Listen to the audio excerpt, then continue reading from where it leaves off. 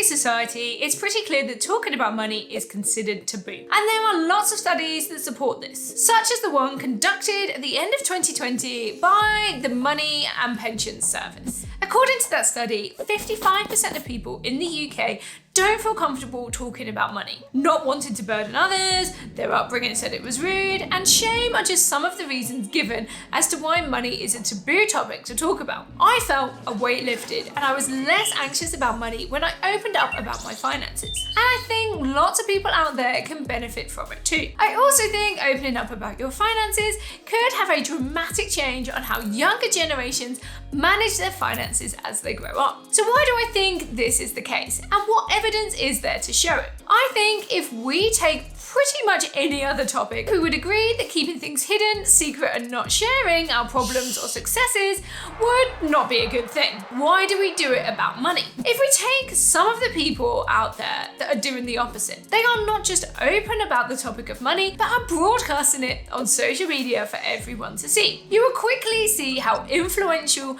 and inspirational they can be to their audience. A common financial journey to see on social media is someone trying to get out of debt. And as they share their emotions, journey, and ways of working on their finances, you will see people becoming inspired to do the same. Methods of saving money or making money get shared. And perhaps most importantly for some, sharing those issues makes people realize that they are not alone. This can have a huge impact on your mental well-being and relationship with money. If you have been around someone sharing their money stories like that, how did you feel? Now imagine someone asking you how much you spend a week on food or how much money you have coming in each month. How would you feel answering those questions? The study results listed the highest reason for not being comfortable talking about money was shame or embarrassment at nearly 20%. The study also suggests that young adults aged 18 to 24 years old are the most likely to be uncomfortable talking about money, and 26% of them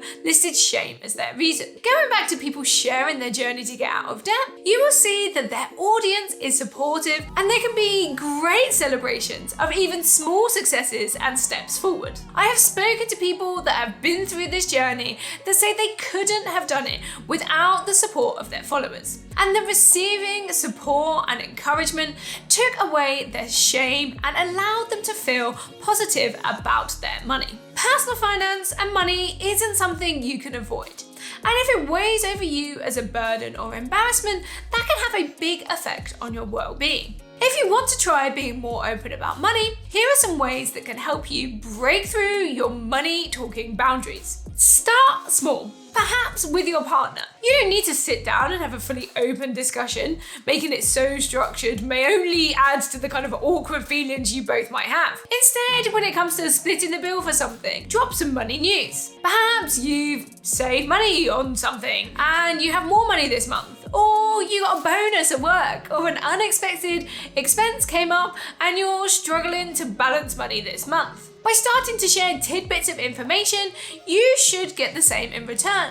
Or at least if you have been brave and shared, it will be easier for them to answer money questions if you were to ask any. As you get more comfortable talking about money, it can be great to bring the topic up at work. There can be a lot of speculation on what other colleagues pay at work, and sometimes this can taint a relationship. Imagine knowing what each person at your workplace earns and what that might tell you. It could even demonstrate inequalities in pay. It may also help show the value the company places on you.